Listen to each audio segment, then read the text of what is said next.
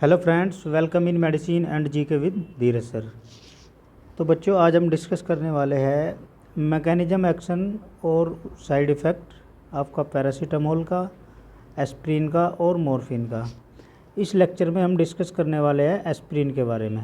ठीक है बच्चों, चलिए फिर। तो अगर हम बात करें, ये जो आपकी पैरासीटामोल होती है, मॉर्फिन होती है, एस्प्रिन होती है, ये सब क्या होती है, हमारी एज ए एनाल्जेसिक काम करती है। एनाल्जेसिक प्रॉपर्टी होती है, यानी कि drugs which relieve pain without causing loss of consciousness called analgesic और पेन किलर। वे ऐसी दवाइयाँ, वे ऐसी ड्रग जो हमारी क्या करती है, पेन को रिलीव करती है, ठीक है, कॉन्शियसनेस को कम करती है।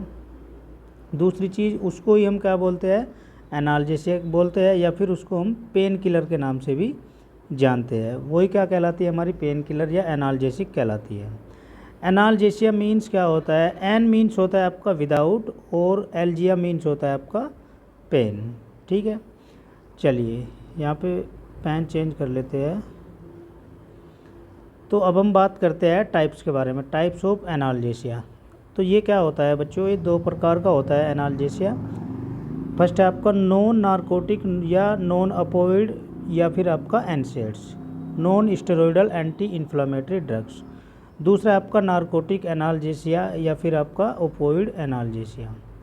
अब ये क्या होता है, ये क्या करता है, पेन को कम करता है। जैसे आपका स्किन पेन हो गया, मसल्स पेन हो गया और आपका जॉइंट्स पेन हो गया। इसमें आता है हमारा विसरल पेन आते हैं, जैसे आपका हार्ट हो गया, किडनी हो गया, स्टमक पेन हो गया और आपका गोल ब्लैडर पेन हो गया। ये सारे क्या होते हैं, हमारे विसरल पेन होते हैं, जो कि एज ए नारकोटिक या ओपोइड एनाल्जेसिया इसमें काम करती है। चलिए अब बात करते हैं हम क्लासिफिकेशन ऑफ ओपोइड्स। ओपोइड्स का क्लासिफिकेशन देखते हैं। तो बच्चों, ये क्या होता है आपका, तीन प्रकार का होता है। फर्स्ट है आपका नेचुरल, सेकंड है आपका सिंथेटिक और थर्ड है आपका सेमी सिंथेटिक।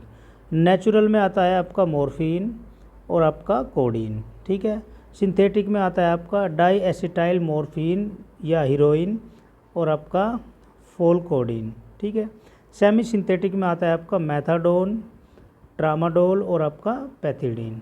ये क्या होती है, आपकी सेमी सिंथेटिक होती है। तो ये क्लासिफिकेशन है बच्चों ओपोइड का, ओपोइड जो ड्रग होती है, ठीक है। चलिए अब बात करते हैं हम classification of NSAIDs, non steroidal anti inflammatory drug. इसका क्लासिफिकेशन देख लेते हैं। ये बहुत इंपॉर्टेंट है बच्चों, ठीक है, बहुत बार एग्ज़ाम में भी पूछा जाता है। अभी डी फार्मा के एग्ज़ाम होने वाले हैं, तो उसमें भी पूछा जाता है एनसेड्स का क्लासिफिकेशन। तो इसमें देख लेते हैं। फर्स्ट है आपका non selective irreversible inhibitors of Cokes, Cokes 1, Cokes 2। ये क्या होता है, साइक्लो ऑक्सीजनेज होता है। इसमें ड्रग आती है आपकी एस्प्रिन, सल्फासालाजिन। नेक्स्ट है आपका non selective reversible inhibitor of Cokes, Cokes 1, Cokes 2, ठीक है। थर्ड है, इसका पार्ट है हमारा दूसरा, प्रोपियोनिक एसिड डेरिवेटिव्स। तो इसमें ड्रग आती है आपकी नेप्रोक्जेन, कीटोप्रोफेन और आपका आइबुप्रोफेन। नेक्स्ट है आपका एंथ्राजोनिलिक एसिड डेरिवेटिव, इसमें आता है आपका मेफेनेमिक एसिड। नेक्स्ट है आपका एराइल एसिटिक एसिड डेरिवेटिव, इसमें आता है आपका डाइक्लोफेनिक और आपका एक्लोफेनिक। नेक्स्ट है आपका ऑक्जिम डेरिवेटिव, इसमें आता है पायरोक्जिकेम, टेनोक्जिकेम। नेक्स्ट है आपका पायरोल डेरिवेटिव, इसमें आता है आपका कीटोरोलैक। नेक्स्ट है आपका इंडोल डेरिवेटिव, इंडोल डेरिवेटिव में आता है आपका इंडोमिथासिन। नेक्स्ट है आपका पायराजोलोन, पायराजोलोन में आती है आपकी ड्रग फिनाइल बुटाजोन और आपका ऑक्सीफेन बुटाजोन। नेक्स्ट है आपका थर्ड प्रीफरेंशियल कोक्स 2 इनिबिटर, ठीक है। जो कोक्स 2 इनिबिटर ड्रग होती है हमारी, जैसे आपका निमुसुलाइड हो गया, मेलोक्जिकेम और आपका नेबुमिटोन। नेक्स्ट है आपका सेलेक्टिव कोक्स 2 इनिबिटर। तो इसमें कौन कौन सी होती है आपकी ड्रग, इटेरोकोक्सिब होती है, पैरोकोक्सिब होती है और आपका सेलीकोक्सिब होती है, ठीक है बच्चों। चलिए नेक्स्ट है आपका एनाल्जेसिक एंटीपायरेटिक, इसमें आता है आपका पैरा अमाइनोफिनोल, जिसको हम पैरासीटामोल के नाम से भी जानते हैं। नेक्स्ट है आपका पायराजोलोन, इसमें आता है आपका मेटामिजोल। अब बात करते हैं हम मैकेनिज्म ऑफ एक्शन एस्प्रिन का, मॉर्फिन का और आपका पैरासीटामोल का। तो इसमें हम एस्प्रिन के बारे में डिस्कस करने वाले हैं। तो एस्प्रिन क्या होती है, these agent produce analgesia through both peripheral and centrally mechanism. ठीक है, तो ये ऐसे एजेंट होते हैं जो क्या प्रोड्यूस करते हैं, एनाल्जेसिया, दोनों तरीके से, सेंट्रली भी और आपका पेरिफेरी भी। तो इसमें होता है आपका सैलिसिलिक होता है, सैलिसिलिक एसिड होता है। सैलिसिलेट एक्ट करेगा हाइपोथैलेमस जो आपकी ग्लैंड होती है, ठीक है, और तब जाके वो पेन के साथ इंटरफेयर करता है। दूसरी चीज़ अगर हम पेरिफेरी के हिसाब से देखें, पेरिफेरली जो सिस्टम होता है उसमें क्या करता है, दे इनिबिट साइक्लो ऑक्सीजनेज एंजाइम। ठीक है, जो आपका कोक्स होता है ये एक प्रकार का एंजाइम होता है, इसको इनिबिट करता है, which convert arachidonic acid into prostaglandin E और आपका एफ।